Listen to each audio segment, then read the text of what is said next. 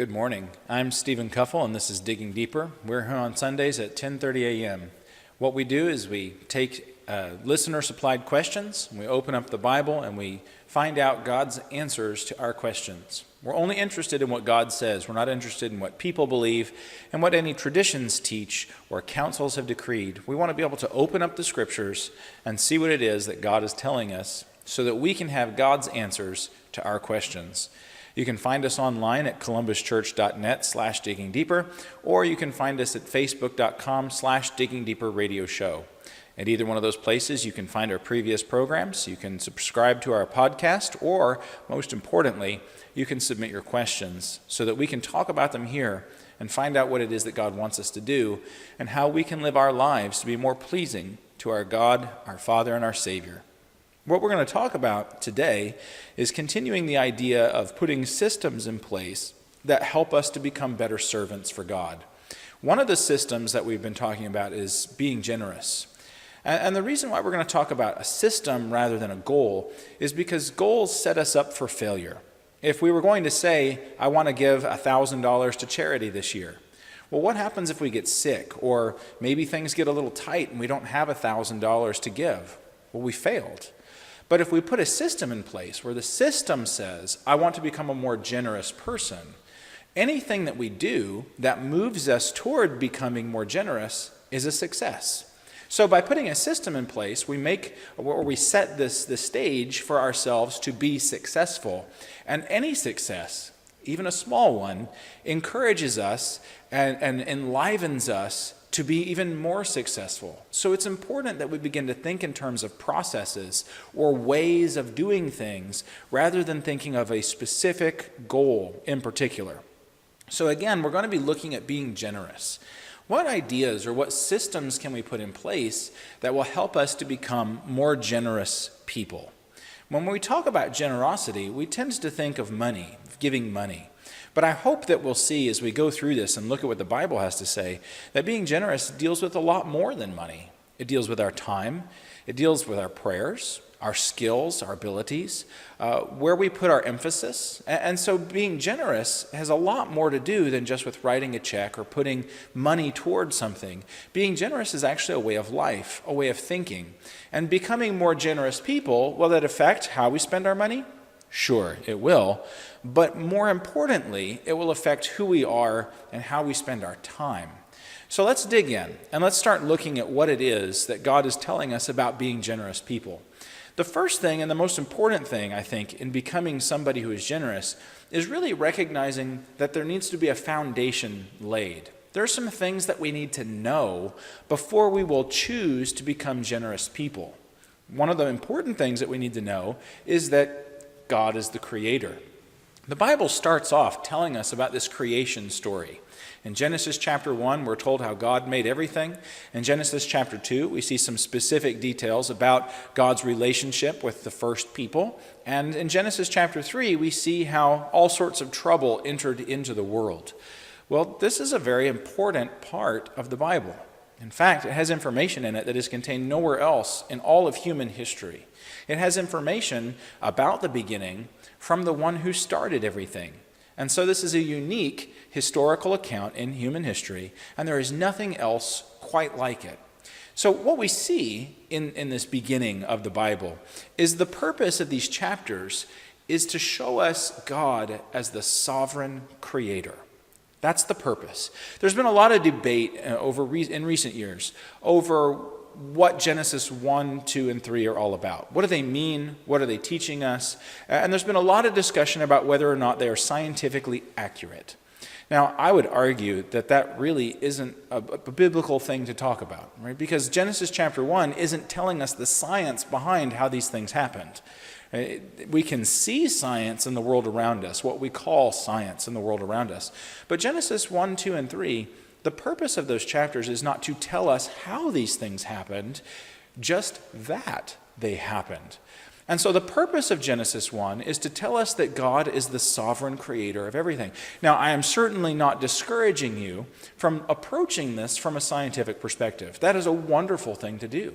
In fact, I think as you study it and as you look through it, science, or experimental science, observational science, again and again shows us that God is the creator of the universe. So I certainly think you can approach it from that perspective. However, the purpose of Genesis 1 is not to tell us how God created things, but that God created things. He is the sovereign creator. And in this creation, we can see God's character. I would encourage you to look over in your Bibles in Genesis chapter 1. In verse 31, it says, "And God looked at everything he had made, and behold, it was very good." And the reason why this is important is because it tells us about the character of the creator. Artists create things from their own character. Right? We can see the artist's heart and soul in what they do, in what they make, or in what they play. The same thing is true with God. We can see God's character portrayed in the pictures that he paints for us in the creation. We can see God's goodness in everything that has been made. And so when God looks at the creation and he says, "Behold, it's very good," that is God's stamp of approval, so to speak, on the creation. He looks and it shows his character. It displays him in all of the majesty and splendor of what has been made. And so when we look in the creation around us, understanding that it's marred by sin now, but we can still see evidences of the Creator. We can see God's fingerprints, so to speak, in the clay of the universe. He has made everything, and we can see his goodness in everything that has been made. And so in Genesis chapter 1, we can see God's character. In addition to God's character, something equally important, we can see God's power. There are lots of different forces that we have come to know and understand in the physical world. Well, one of those forces is auditory force. Sound has power. You can move things with sound. You can measure the power of your voice. Well, when we get to Genesis chapter 1, God speaks everything into existence. And that's significant because there is an awful lot of power present in the universe. Indeed, everything that we know is part of the power or the energy of the universe. And we know different types of power, like there's nuclear forces, there are light forces, photons have a force, there are gravitational forces. We know all these different forces and we can see them in action. One of the weaker forces, actually, is the force of sound, auditory force. Well, this weak, relatively speaking, force, God uses to put everything into existence. And so if God's speech has this much power behind it, if God's speech has that much power behind it, then how much power is there in other aspects of God's character, of God's being? And so we can see that the absolute and infinite power that exists in God, in the fact that he speaks all of the energy of our universe into existence. It's just an unbelievable amount of power in this divine being. Another thing we can see in the creation is God's authority. And it's probably this that causes there to be such a conversation, such an argument about Genesis today. We understand that when people make something, they have authority over it. If somebody creates a novel, well, the author gets to decide what happens in the novel. If an artist paints a painting, the artist gets to decide what happens in the scene. And so God, as the sovereign, powerful creator over all the universe, has authority over it. Well, he has authority over every aspect of the universe. And what that means is that not only does God get to decide what exists, but God gets to decide why it exists. And so God gets to determine how, when, and why something should be used. What that means is that God is in control. God is in charge. And we do not get to determine for ourselves how something ought to be used. So God is the sovereign creator of the universe. He gets to define marriage. God is the sovereign creator of the universe. He gets to decide what is righteous conduct and what is unrighteous conduct. God becomes the definition or the decreer of morality. God gets to tell us how to behave and why. And all of this stems from or comes from the information we see in Genesis chapter 1, where God is the sovereign creator of the universe. And since many people don't like being told what to do, Genesis now becomes a matter of discussion, right? If God owns it all, God gets to decide it all. God, being the sovereign creator, is also the decider. He gets to decide what we should do, when we should do it, how we should do it, and why we should do it. And many people want to dismiss that sovereign authority of God, and so they do that by attacking the Genesis account. If God didn't make everything, then God doesn't get to decide how everything is used. If the universe is eternal, then the universe itself has its own rules, and we, being part of that universe, would get to determine them for ourselves. But if the universe is finite, if it has a beginning, then whoever began it has rule and authority over it. And that is the biblical claim, that God is the sovereign creator, he is in charge of everything, and since he's in charge of everything, he gets to tell us what to do. Well, how does this affect being generous? How does this knowledge, this information affect being generous? Well, I would argue that this is the very foundation for our generosity. This is the foundation for us becoming more generous people. Because if we recognize that God is sovereign, then we have to admit that ultimately nothing belongs to us. So nothing at the end belongs to us. Everything that we have and everything that we use is borrowed. It comes from God. Now we can see this over and throughout the Bible. It's in the Old Testament, it's in the New Testament. This is a truth that is repeated frequently because it's a truth that we need to be reminded of. It's a truth that we need to constantly be thinking about because it affects how we do everything.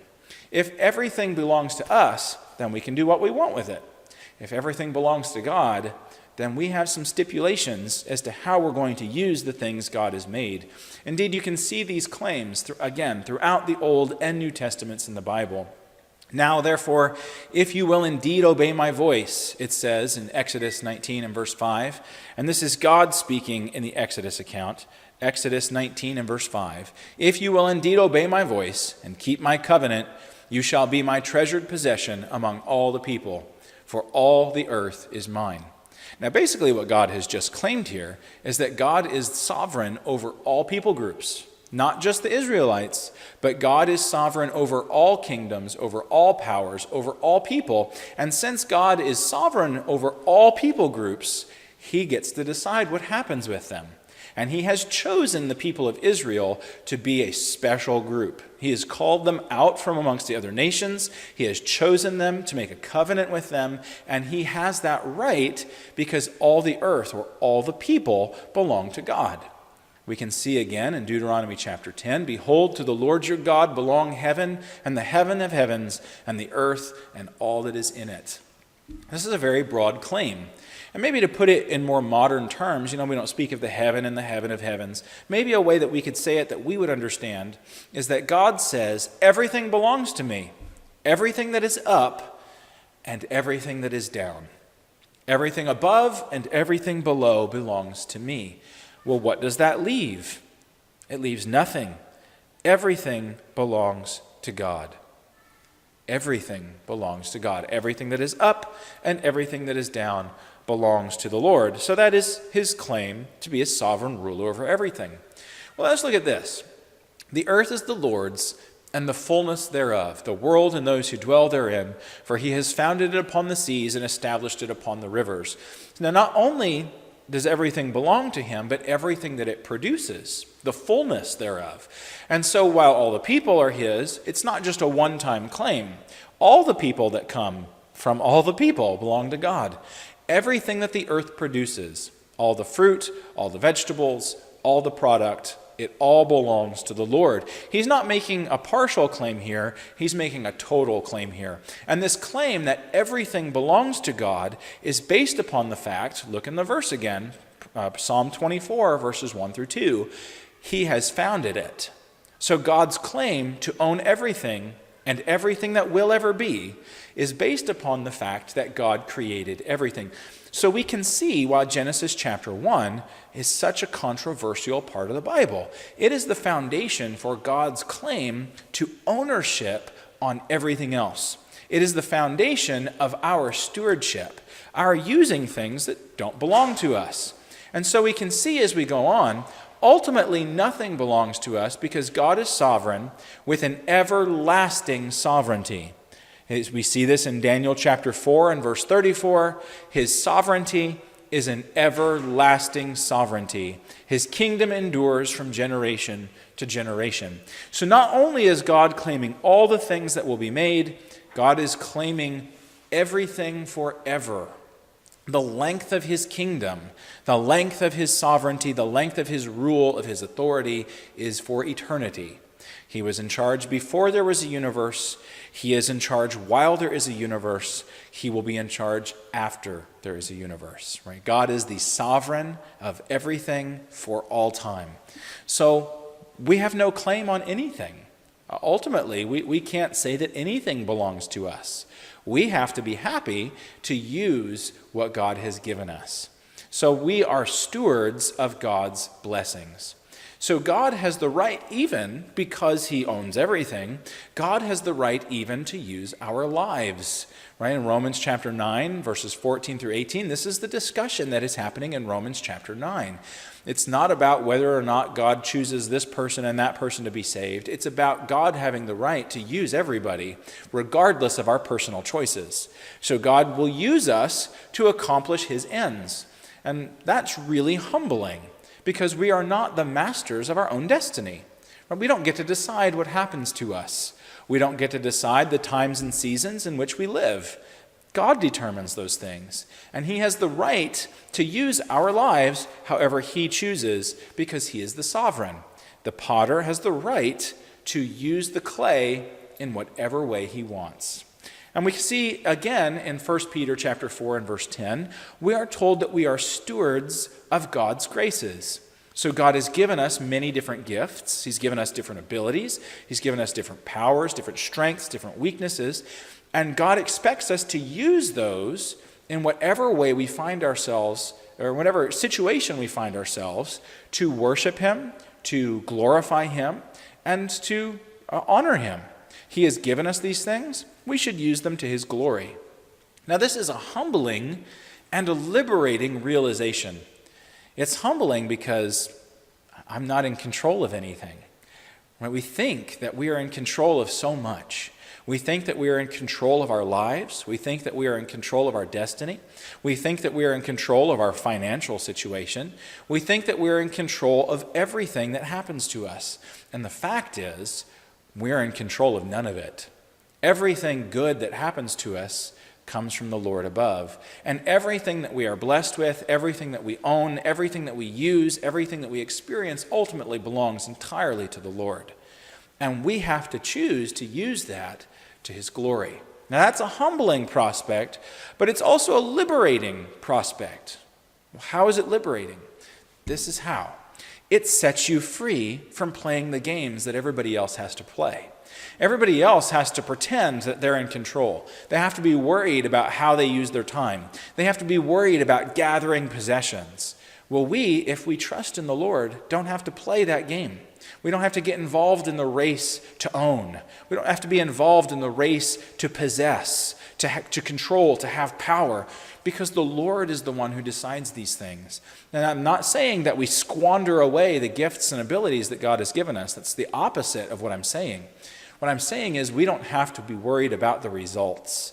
The Lord gives the results. Right? We have been blessed with efforts. We are trusted by the Lord to be stewards, to be watchmen over certain aspects of the creation, and the Lord will take care of giving us things to watch over. We just have to do our part in being humble servants who use everything that God has given us in the way that God has asked us to use the gifts. And when we do that, we are set free from all of the constraints of society, all of the constraints of human ambition, of human greed. We don't have to play those games anymore. We are set free to serve the Lord with everything we have. What a blessing. What a great and wonderful blessing to be set free from the physical constraints that limit people in this place. So when we continue reading this, here's the idea behind these things. Jesus in Matthew chapter 24 will say then, "Who is the faithful and wise slave?" Some translations may say servant there, but the word used means slave. It is whom his master has put in charge of the household, right, to give the other slaves their allowance of food at the proper time. Blessed is this slave when the master finds them at work. That's the idea. We are the slaves in this picture, the servants, and God is the master. We understand that masters have the right to ask their servants what to do. Or we can think in terms of employer-employee. That might fit better in our culture. The employer has the right to ask the employee to do certain tasks. The employee can't turn to the employer and say, "You have no right to ask me that."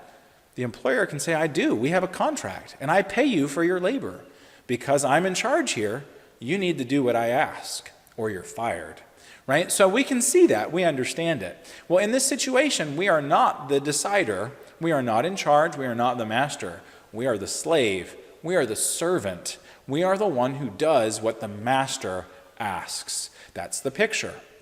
Jesus, or Paul, will agree with this. And Paul, talking about his ministry, will say that he is a steward of the gospel of Jesus, right? "For if I do this," Paul says, "if I go and preach the gospel of my own will, I have a reward.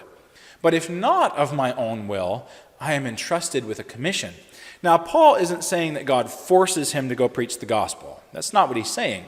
Paul chooses to do that. But Paul is not the one who created the gospel, and it wasn't Paul's idea to go preach the gospel. God is the one who called Paul, God is the one who sent Paul, and Paul willingly obeys because he recognizes that God is the master and Paul is the slave. So Paul says, "This isn't my own will. I have been entrusted with a commission, with a task, with a duty, and his duty is to preach the gospel of Jesus." And so Paul is a steward of the gospel of Jesus Christ. We are all stewards of the gospel of Jesus. God owns it, God created it, God made it, God proclaimed it. We take those things that God has given and we willingly share them with others because God has told us to. He's asked us to. And we recognize God as the master, ourselves as the servants, and we go and do the things that our master has asked us to do. Jesus will tell this parable. It is as if a man going on a journey summoned his slaves and entrusted his property to them. To one he gave 5 talents, to another 2, to another 1, to each according to his ability, and then he went away. At the end of this story, the master will return, and the man with 5 talents will produce 5 more. The man with 2 talents will produce 2 more, and the man with 1 talent will only give back what was given to him. The master will be furious, and he will say, "You could have at least put it in the bank and gotten back interest." And so the argument here is that the servant should have done the master's will. The servant should have taken the 1 talent he was given and used it in the way that the master wanted it to be used. But instead, the servant took the 1 talent and used it how he thought best. The master returns and is angry. He takes away the talent and gives it to somebody else. And so what we see is God has blessed us with different abilities, right? Different things, different situations, different circumstances according to our ability that he has given us. And we are expected to use everything that God has given us in the way that God wants us to use them. And when he comes back and finds us doing these things, we will be blessed. We will be called into the grace, into the glory, into the joy of our master. And that's what we want. We want to be welcomed into heaven, to be with God for all eternity. But we have to be good stewards in order to be welcomed in. And this doesn't mean that we're earning our salvation. It means that this is part of our salvation.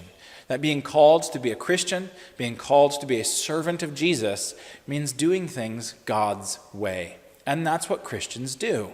We try and take everything that God has blessed us with and use it to God's glory. We want to use everything in God's way. And what that means is that with our lives, we are making a living sacrifice. This is what the Apostle Paul will talk about in Romans chapter 2. I would encourage you to get your Bible out. We're going to read in Romans chapter 12. We're going to read Romans chapter 12, verses 1 through 2. Romans chapter 12, verses 1 through 2. It says, "I appeal to you, therefore, brothers, by the mercies of God, to present your bodies as a living sacrifice, holy and acceptable to God, which is your spiritual worship. Do not be conformed to this world, but be transformed by the renewal of your mind, that by testing you may discern what is the will of God, what is good and acceptable and perfect." Well, we are being called then to make our lives a sacrifice. That's what this service is. Every aspect of life, not just worship services or not just giving money, but every aspect of our life is to be a living sacrifice to the Lord. Now, these sacrifices, Paul calls them spiritual worship, right? This is your spiritual worship in verse 1. Some translations will say spiritual service. The idea is the same. The words service and worship in the Bible are interchangeable. So we see worship taking place here, and it is a spiritual worship. And that spiritual worship happens when we use our individual lives to honor and glorify God. So we will take every aspect of our individual life and we will use it to serve God in some way. There is nothing that we keep shut up. There is nothing that we keep away from the Lord and say, "This is mine." The Apostle Peter, over in 1 Peter chapter 2 and verse 5, will talk about how we are a holy priesthood offering up spiritual sacrifices. Now we can hearken back to the Old Testament where you have a physical priesthood offering up physical sacrifices. They will kill literal animals, physical animals. They will offer physical bread. They will offer physical incense.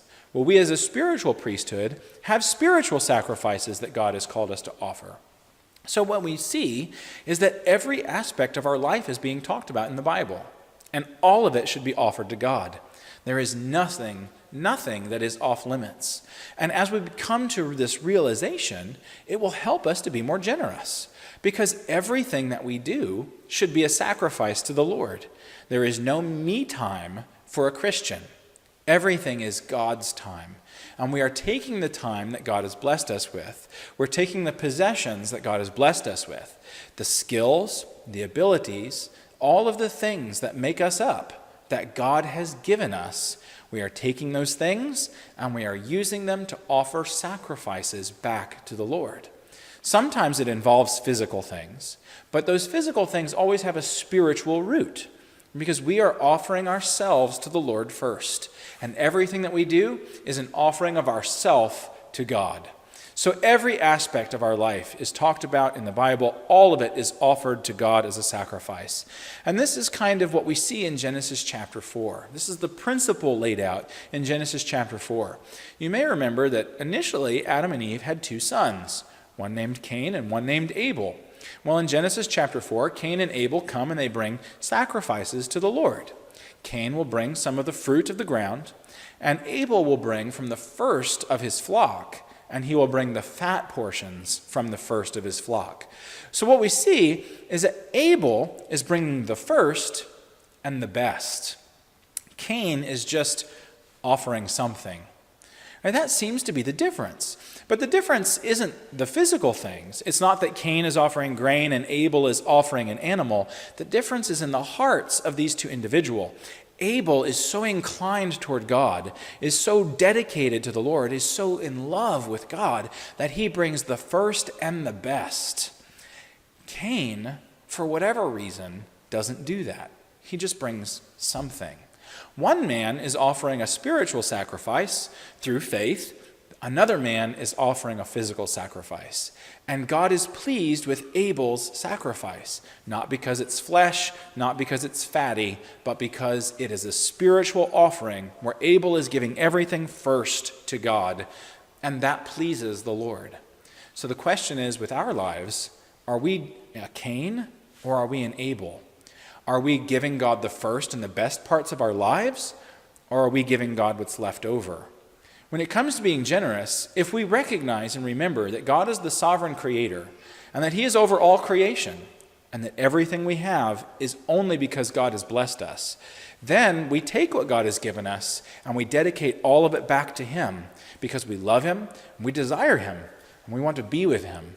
That is a spiritual sacrifice. We are offering things to God for spiritual reasons. And out of that spiritual sacrifice, a life given as a spiritual sacrifice, will flow a generous and loving heart. And that's what we're looking for, and that's what we're after. My name, again, is Stephen Cuffle. This has been Digging Deeper. I hope this has been helpful. I hope that this will help us to become more generous people. We're going to continue talking about these things next week. We'll be here again on Sunday at 10:30. You can find us on facebook.com/diggingdeeperradioshow or columbuschurch.net/diggingdeeper. Until then, I hope this has blessed you, and may God bless us all as we seek to glorify Him and honor Him in our lives.